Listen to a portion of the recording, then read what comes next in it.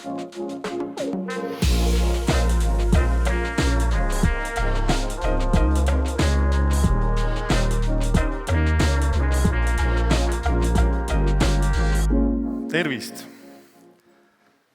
Päris hea tunne on siin teie ees olla, sest tuntava enamusega teie hulgast me oleme ju moel või teisel toimetanud ja koostööd teinud, need kõik omad inimesed. Aga hakkame peale. Mis on siis meie sellised globaalsed väljakutsed, mida me peame siis, mille peale me peame mõtlema, millest tuleb lahendus leida?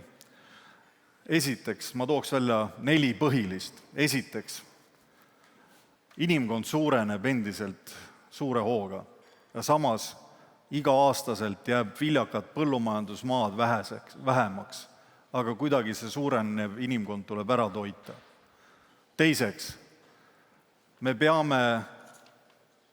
peame saama tuua sisse muudatuse fossiilsete toorainel põhinevate materjalidele, millega me praegu saastame maailma ja mis looduses ei lagune. Me peame need asendama biopõhiste materjalidega.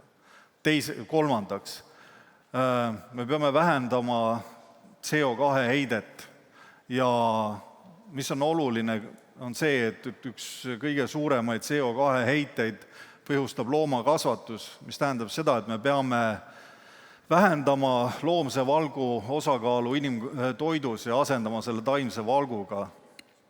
Ning neljandaks, inimkond vananeb, mis tähendab seda, et meil tuleb rohkem tegeleda meditsiiniga, aga eriti personaalmeditsiiniga, et Liisa pärast siis oma kõnes siis juba jätkab seda teemat võib-olla ka sügavamalt. Need olid globaalsed väljakutsed.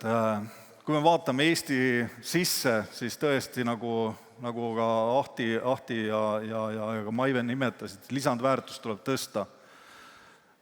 Kust tuleb Eesti riiklik rikkus? Ikka ekspordist ja ainult ekspordist. Kui me vaatame, et näiteks biotööstuses, ehk siis näiteks puidusektoris tehti eksport eelmine aasta circa 2,3 miljardit, aga kui vaatame, mis on lisandväärtus, mida eksporditi üle 50% ümarpalki saematerjali. Lisandväärtus selles sektoris on 35 000 eurot inimese kohta. Samas meie põhjanaabrid teevad biotehnoloogia ettevõtetes lisandväärtust 240 000 eurot inimese kohta ja nad teevad seda meie ümarpalgist. Kaua me nagu kannatame niisugust asja? See on absurd, see on lollus, millega me tegeleme. Nüüd veel üks ma arvan, et probleem, mis on siit endavalt ka välja toodud, ja lisandväärtust võib kasvatada, kuidas selleks tuleb teha ettevõtetes teadus-arendustööd. Keda ei ole, on inimesed, kellega seda teha. Meie ülikoolid väljastavad tõesti väga heade teoreetiliste teadmistega eksperte, aga neil puuduvad praktilised kogemused. Kui nad lähevad ettevõttesse, nad hakkavad alles koha peal välja õppima ennast ja neil pole kontakti olnud tööstusega. Ja ka selles suhtes on oluline see biorafineerimiskeskus, mis me siia loome, et ta vastab kõigile nendele globaalsetele siseriiklikele väljakutsetele. Siin me saame luua tehnoloogiaid, luua siis uusi vajalikke materjali, aineid, mis meid siis aitavad. Nüüd ja loomulikult pakkuda ka siis meie kraadiõppuritele praktika kohta, et nad saaksid tööstusliku kogemuse. Nüüd kokku leppisime kohe algusest peale teiega paljudega siin ka, kes saalis istuvad, et me ei hakka midagi dubleerima, mis Eestis juba olemas on. See tähendab seda, et laboratoorse prototüübi tasemel meil on väga head võimalused ülikoolides ja teadus-arendusfirmades. Ja seda me siia tegema ei hakka. Siia, sellesse samasse ruumi tuleb pooltööstuslik laboratoorium.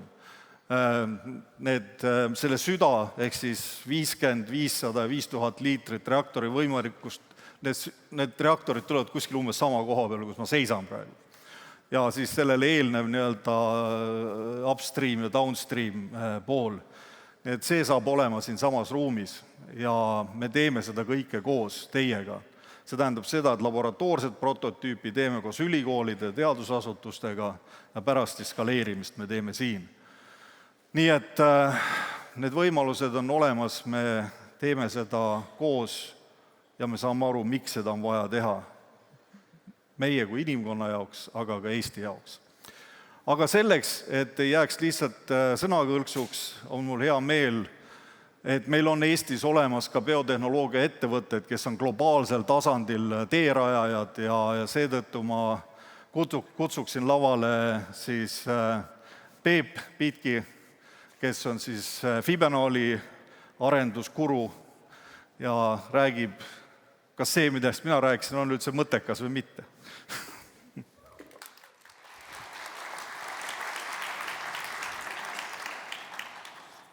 Tänud Kaupo hea sissejuhatuse eest ja Ruki kohta ma ütleks, et oli ka aeg. Et võib-olla natukene ajalugu, et 2003 või 2004 ma tulin sõjaväest, tulin ülikooli, õppisin keemia keskkonnakaitse tehnoloogiat, päris täpselt aru ei saanud, miks ma seda õpin või kelle jaoks ma seda õpin. Siis on siin üks mees seltskonnas, Raivo Vilu, kelle juurde sattusin teemaga, et kuule, meil on reoveesetted, kuidas siis komposti teha? Siis ta vaatas mulle otsa ja ütles, et kuule, et sitas saia ei taha teha või, et anaeroobne kääritamine. Ja sellest hetkest nädal-kaks läks mul, siis ma selle aja peale, mul käis see ära. See on see asi, see makes sense. Minul on tänaseks 20 aastat. Ja nüüd ma saan aru, mida Raivo tegelikult on mulle kogu aeg rääkinud, et mis tähendab ajast ees olla. Et sul on nagu betoonsein ja siis sa nagu rammid ja sa rammid ja teisel pool nad valavad ja nad valavad ja nad valavad. Et see on ikka mütsmaa, Raivo tegelikult ka. Et 30 aastat on meil vabadust olnud, oleme vanas majandusmudelis saanud üliefektiivseks, siit me samamoodi edasi minna ei saa.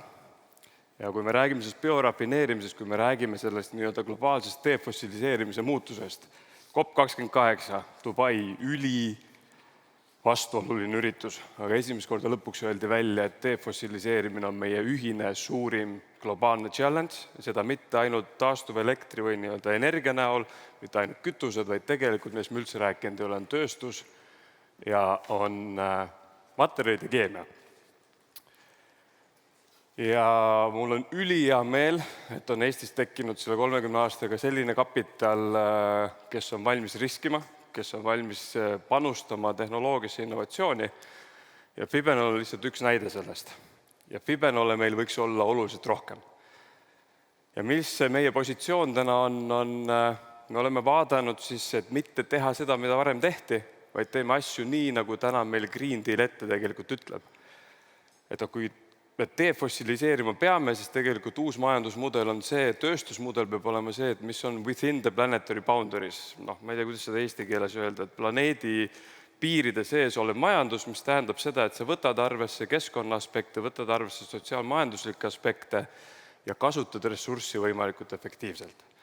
See, mis meie teeme, on puidu baasil, puidu väärindamine selliseks või nii-öelda fraktsioneerimine suhkruteks, ligniiniks ja tselluloosiks selliseks kujul, et nad on kasutatavad keemiamaterjalitööstuses toorainena.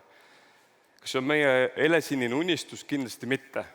Meil täna, ja miks ma ütlen, et rukk oli ka viimane aeg, on see, et me täna peame selliseid nii-öelda meie materjalide baasilt arendusi tegema väljas.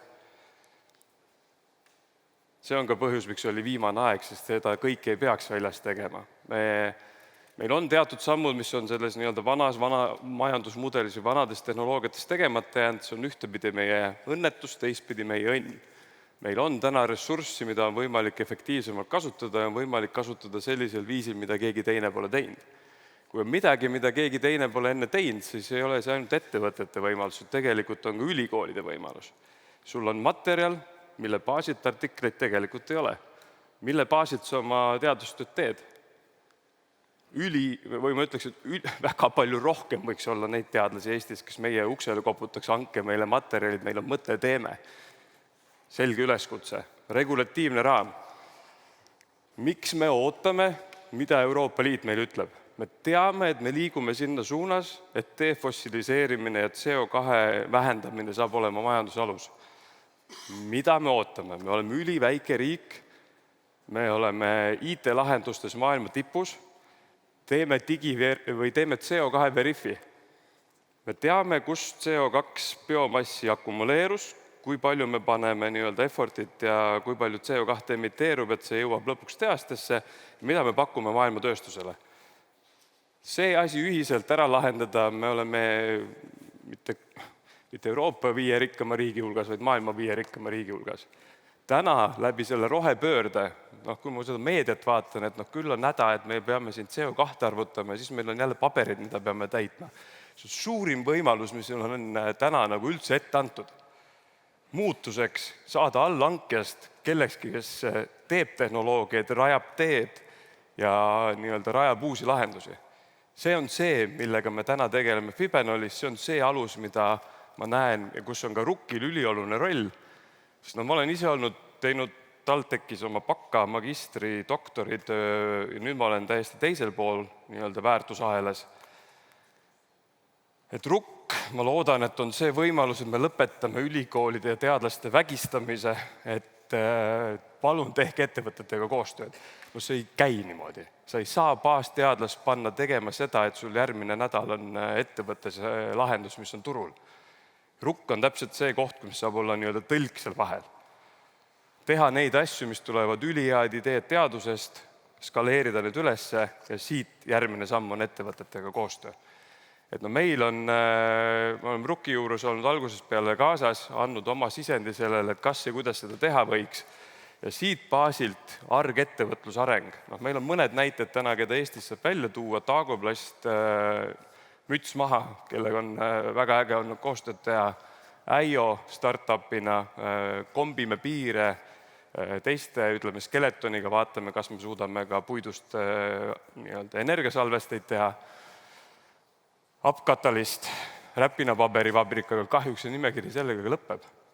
Et tegelikult see on see koht, kus siit on meil ülipalju võita, sünteetiline bioloogia, aitame sellel sektoril siit edasi. Meie näeme RUK-il üliolulist rolli, me näeme seda partnerlusena, täna me teeme koostööd Raisi, VTT, Fraunhoferi, Technaliaga, just name it, üle maailma kõik teaduskeskused. RUK-il täna on ülisuur võimalus meiega koos tulla taotlustesse ja teha koostööd kogu maailma ettevõtetega, startupides kuni corporate'ini.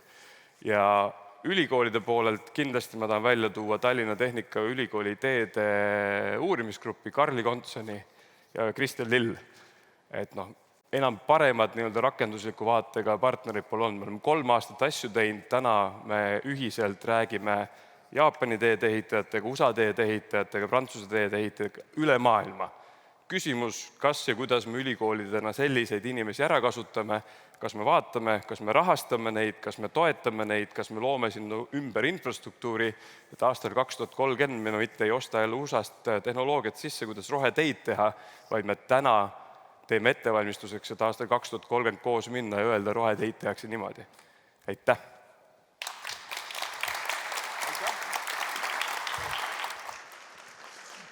Jaa, Kaupo ja Peep kõik juba lasid hooga lavalt alla. Peep, ma tahtsin küsida korraks lihtsalt ülikiiresti su käest. Sa lugesid ette Ameerika teedeehitajad, Jaapani teedeehitajad, midagi oli veel. Kus Eesti teedeehitajad on?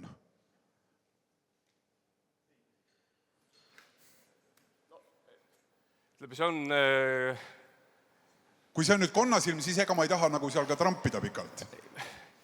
Kuidas ma seda nüüd ütlen? Ütleme nii, et Lätis tehakse esimene 4-realine maantee roheasfaltiga maikuus ära. Ma küsisin, Peep, Eesti.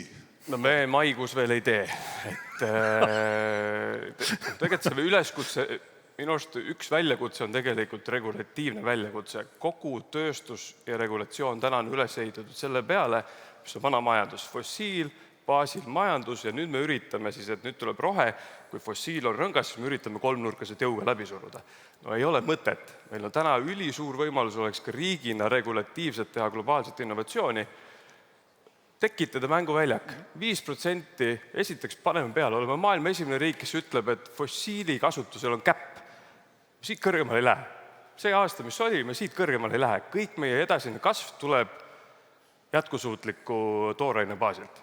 No ma arvan, et see oleks asi, mida võiks kõik poliitikud ja valitsusliikmed käia rääkida, oleks midagi rääkida ka.